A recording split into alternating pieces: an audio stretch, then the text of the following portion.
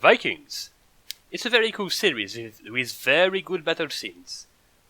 One thing that is a little bit weird is the timeline, which is very compressed when compared to real life. Just a warning, there will be spoilers up to season 3 and for future seasons. At least if you can talk about spoilers for historical series. So, for the first 3 seasons, the series covers the raid on Lindisfarne, 793 AD, and a siege of Paris. In real life, the Vikings attacked Paris several times. The first one in 845, which resulted in a tribute paid by the King of France, West Francia at the time, so that they go away.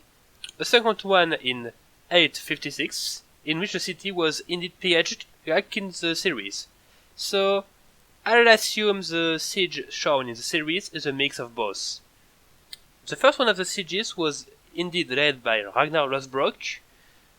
Paris was besieged several other times by the Vikings after that, but Ragnar dies in real life in 860. That will probably happen in season 4.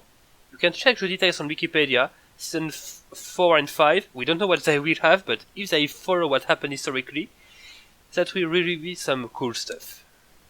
Another event that happens in season 3 is Rollo becoming Duke of Normandy. This happens in 9/11 in real life. So you see how the timeline is compressed. The series covers perhaps 10 or 15 years from the series timeline, and for the historical events, if we discard what happens to the Duchy of Normandy, for now it covers something like 60 years of history. The raid on Lindisfarne is at the right date, and at this time, Charlemagne was not crowned emperor yet. It happens on Christmas 800. Charlemagne dies in 814. And after him, his only son reigns until he dies himself in 840. At this time, Charlemagne's realm is split in 3. That is because of the Gravelkind law. You know it and you hate it if you play Crusader Kings 2. To make it simple, if the king dies and he has several sons, the realm is shared between his sons. The fact is, it is indeed Charles the Bald who is ruling West Francia at the time of the series, but it happens far too early.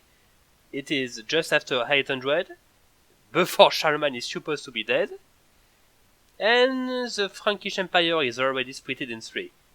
Alright, I perfectly understand why they compress the timeline.